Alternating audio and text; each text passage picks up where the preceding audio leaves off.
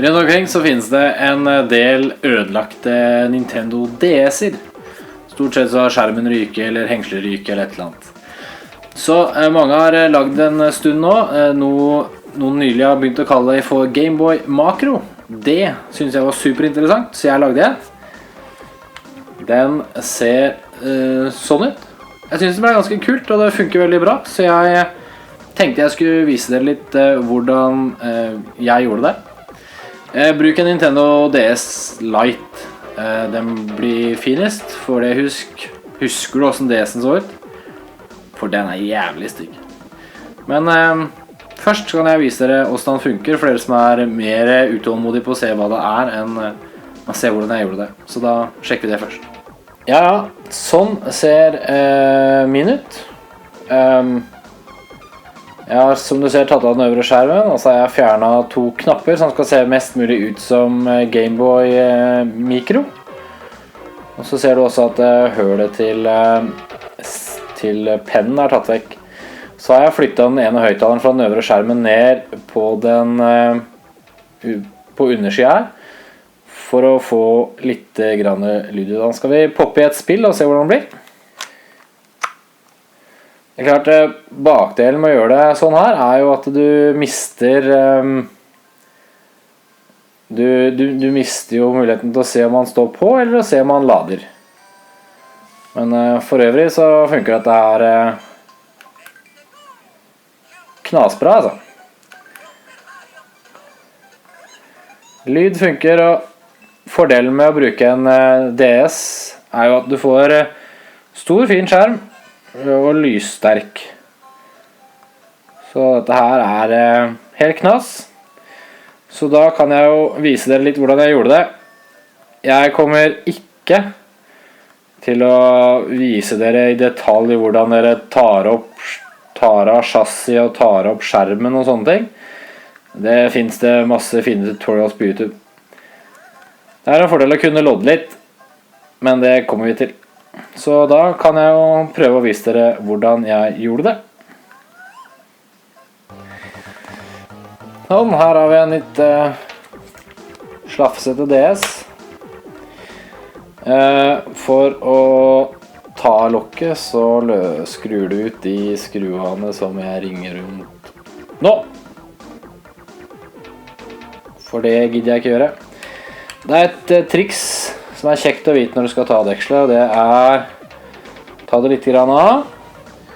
Så tar du en liten skrutrekker og drar langs kanten foran her, for det er et lite klips på framsiden her, så vi bare popper av.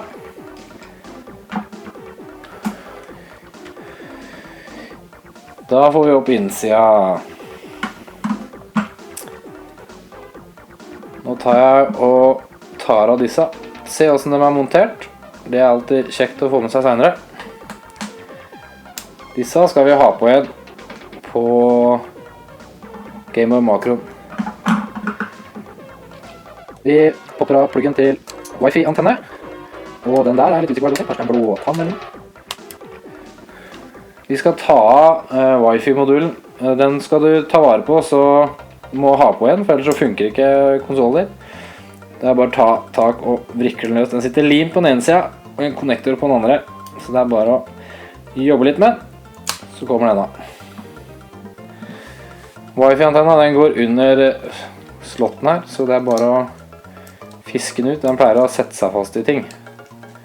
Så det er bare å forberede på at dette er litt keitete.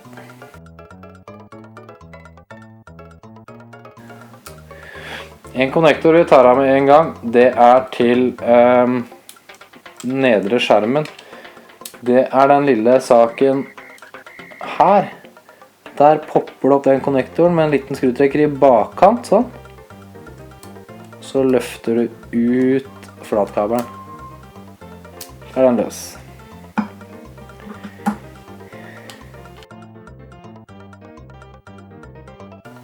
Vi får takke Magnus Eide Sandstad, eller Arkade-Magnus, for å ha donert maskin for å skru opp.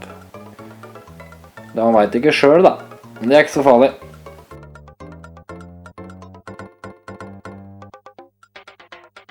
tar vi av konnektoren til den øvre skjermen. Det er en liten tynn skrutrekker innunder, og så er det bare å pikke litt på.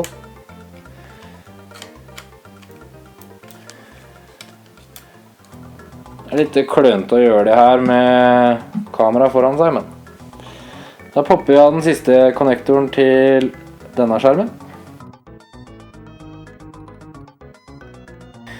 Da kan vi se litt på hva vi skal lodde. Nå skal vi lodde skal det loddes på en 330 ohms motstand. Den skal loddes på mellom punktene der som heter LED C2 og LED A2. Det må vi gjøre for å få bildet på den øvre skjermen. Du ser at det er testpunkter som er jævlig små. Fortinn det på forhånd, og lodd. Vi skal også ha på høyttalerkabler her etterpå, som jeg skal vise dere. Det skal du lodde deg på da SPR0, det er høyre høyttaler, eller SPL0 som er venstre. Du får bare plass til en høyttaler ned i basen, så du får velge om du har høyre eller venstre kanal. Pluss jord der oppe, det er en common jord som heter VGND. Så det er litt viktig når du skal lodde på resistoren din, at du får formet den, sånn at den passer inn i det området her. Alt annet vil komme i konflikt, så du må bøye til pinner og sånn at den passer inn i det området. Eventuelt bruke en overflatemontert resistor. Så når du er ferdig med å lodde, så skal det se omtrent sånn her ut.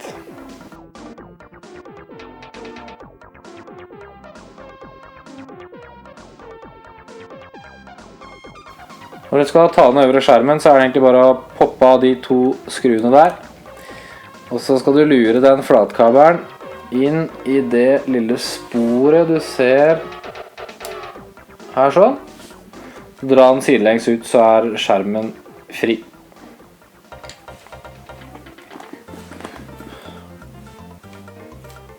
Skjermen tar du fra hverandre ved å ta vekk folien der, der, der og der. Og så river jeg den bare fra hverandre, for denne skal ikke gjøre så mye mer. Sånn ser det ut på innsida. Her er jeg allerede tatt ut høyttaleren. Du skal bruke den høyre høyttaleren, fordi den har lange nok kabler, sånn at du slipper å skjøyte kabler når du skal lodde på høyttaleren. Sånn her skulle det se ut når du er ferdig med å lodde på høyttalerkabler og resistor. I tillegg så må du klare å plassere høyttaleren et sted. Det gjør du, høyttalerplasseringen gjør du sånn at han ligger på kortet, sånn som på det bildet her.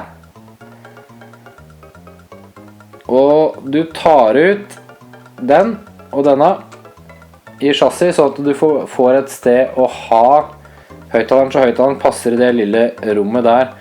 Så det er litt viktig at du posisjonerer høyttaleren riktig. Den limer du fast med limpistol, Tech7 eller en sånn type ikke strømførende silikonlim. Bare pass på å ikke bruke en limtype som inneholder eddiksyre, eller det som heter acetic acid, for den korroderer loddepunktene.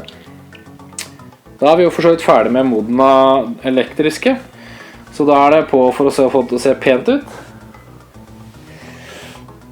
Sånn ser dette chassis du skal modde ut. Det første jeg gjør er å bruke en liten sånn avbyttertang som det her, pluss en Stanley-kniv. Så jeg klipper av det festet her, eller så kan du slipe ned med en dremmer eller lignende, og så skjever jeg litt av dette her også. Sånn, og da, det som er viktig her skal vi legge på noe som heter korttråd av glassfibersparkel, eller bare glassfibersparkel.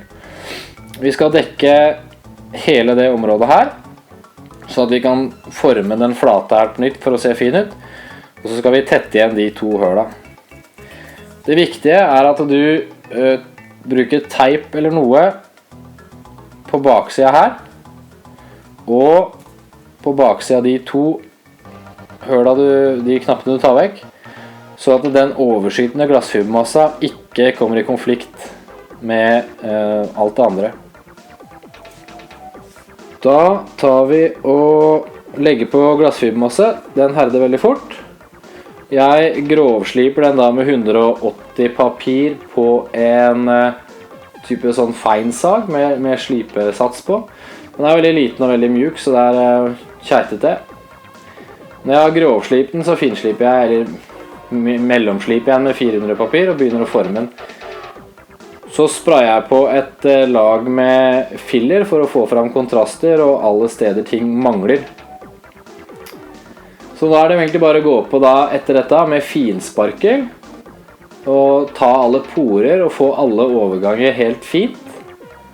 Så jeg sliper stort sett med 400 papir når jeg former, og 1200 papir når jeg pynter. Det er veldig viktig å bruke en sånn filler eller en sprøytesparkel for å sjekke at alle overgangene dine som blir borte. Den fyller også da sånne mindre porer.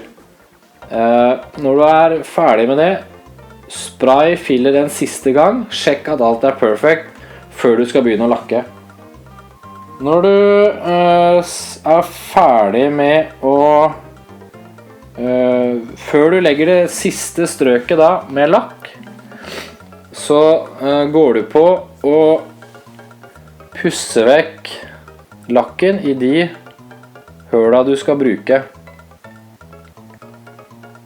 Det gjelder også bryterne, sidehøla til bryterne, sånn at dem sklir godt og at knappene føles riktig. Så da er du vel ferdig med å lakkere, det har blitt bra. Da kan du begynne å montere igjen.